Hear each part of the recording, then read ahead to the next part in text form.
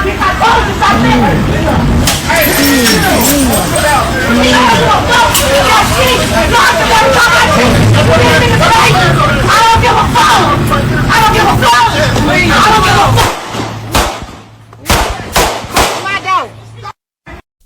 want to give all the praises and the honor to Yahweh, Bahashem, Yahweh Shai, Bahashem, Recha HaKodash, and double honors to the elder apostles and the bishops of Great Millstone. Honors as well to you, brethren, you fellow believers of this truth, and shalom to the elect. So anyway, decided to do a video. Judah Tribe sent me this clip, and it's called Female Freaks Out After Spotting Her Boyfriend with His Side Chick. It Gets Ugly. So, in wake of all the videos I've been doing on Christianity, this brings me to, this is all Christian based. This is Christianity's fault.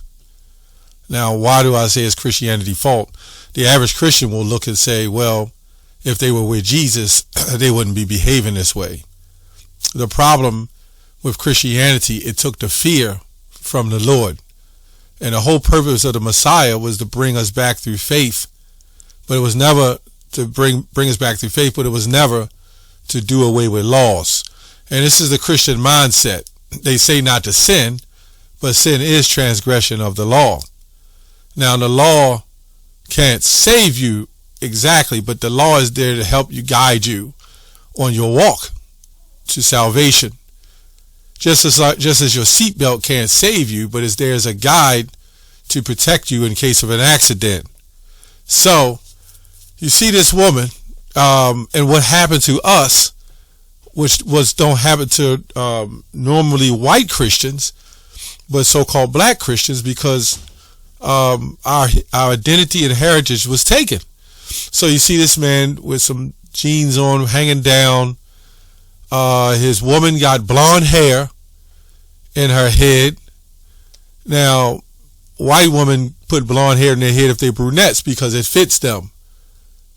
You don't see white women getting bush wigs, putting it in their hair, unless it's for some form of gesturing, right? But when it comes to the black woman, she's got to get hair that doesn't even fit her look. Now, I'm not saying some women might have alopecia, they might have some issues going on, but if you're going to get hair, get it close to the texture of what you would normally look like. So this woman, not only did she get long, straight hair that probably is not part of her DNA, her genetics, but she got blonde hair. And you know, blonde represents death. You see that in the Bible, we're talking about the yellow hair, right? That's a recessive, degenerate mindset.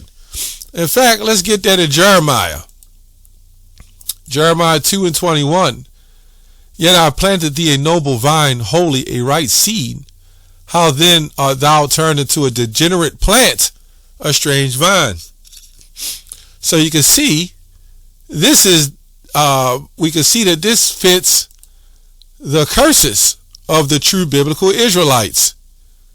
Again, I'm not going to make this video long, but I can't blame nothing. And then when you look at, I hope they keep the video up because they keep up rappers and all other kind of certain things, documentaries up. But when you look at the situation they're in, where they're at, on the ground is nothing but a bunch of trash and junk. Just look at the trash. There's a whole bunch of trash. So the Lord definitely cursed our asses, man. And this is a reason to stay away from the black hyenic woman. You got to stay away from her, man. Right? When you meet one, and the first thing, you could tell a hyenic. Listen to the first words that come out of their mouth. If they chewing gum, say, what's up? You got to go. It's just what it is. If they chewing gum and they got their little their glasses to try to even make them look innocent, and they say something like, I'm saying though, you got to let it go. And then you got to watch the ones that fake like they're feminine. So it's a no-win situation, man. You got to stay away from them. But the scripture says a wicked woman is given to a wicked portion, or vice versa. But the reason why I want to do this video, because under righteousness, according to the law of the Bible, this wouldn't have been a problem. Why is it men got side chicks? It's not a side chick. And this society will say a man is unfaithful if he sleeps with another woman. And I'm trying to figure out, how is he unfaithful if he's done everything he's supposed to do with his woman he's with? Right? How is he unfaithful? He still has faith in her. He's still doing what she wants. He's hitting her off. He's taking care of her. He's giving her what she wants. How is that unfaithful? Because he laid with another woman? Newsflash, all men do it. The majority of us do. And the ones that don't do it is because they don't want to. But they still have fetishes for other women. See, when they brought us over here in the slave ships, right, they gave us a new doctrine. They gave us a new doctrine, and that was from reprocreation. And they did not want us to procreate. And that's where they come from. Let me look this up. Let me type this in. Why did they give monogamy to Africans? We say Africans. We know they were Israelites. But there was a reason for that. Because there's some cultures still in Africa that doesn't have deal with monogamy. So why was it just mainly in West Africa? It says the idea of monogamy was given to Africans is inaccurate, as many Africans, as many cultures historically practiced polygamy, and a shift toward monogamy was largely driven by Christian missionaries during colonization, who viewed polygamy as morally wrong, promoted monogamy as part of their conversion efforts. You see that?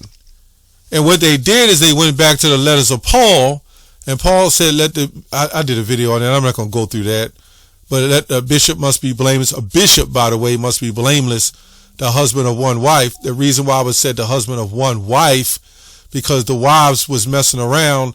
And the only way he would be blameless if he didn't mess with a woman that already had 10 goddamn husbands. So it said the husband of one wife. Really, that was directed towards the wife. When you read into the commentaries, which I'm not going to do today, but I did extensive research on that. And what will happen is a bishop will marry a woman, and it could be even a first woman. But if she's been with 15 men, he's blameful. So this is why they had to limit bishops having all those wives. That's exactly what that was talking about. But anyway, if we were going according to the doctrine of our heritage, let's go to Jeremiah 17:4, and thou even thyself shalt discontinue from thine heritage that I gave thee, and I will cause thee to serve thine enemies in a land which thou knowest not. For ye have kindled a fire in mine anger, which shall burn forever, which is a period of time. So, we had heritage discontinued. Let's get the scripture, Sirach 26:6. It says, but a grief of heart and sorrow is a woman that is jealous over another woman. And this is exactly what you just seen.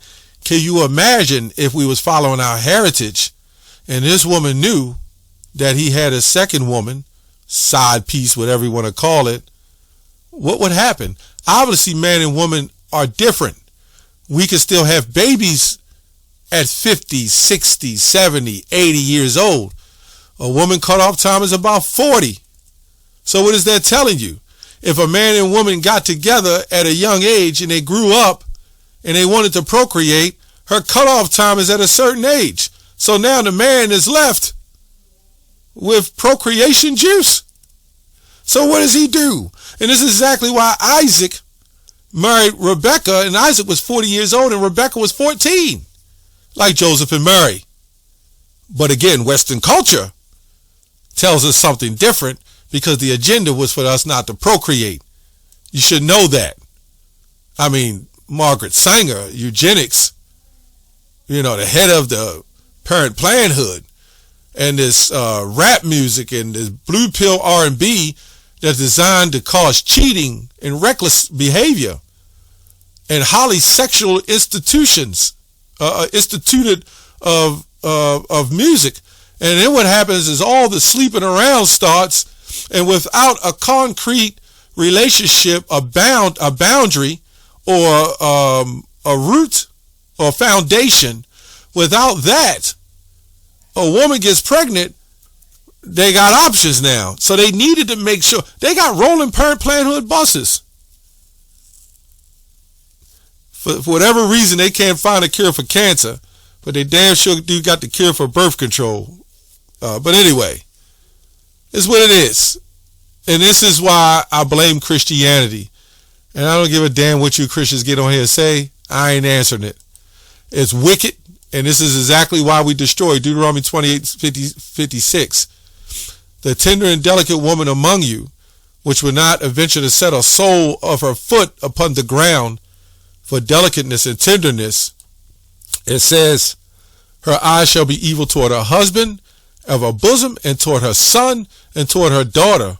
So you see the evilness. The eyes shall be evil toward her own husband and her sons.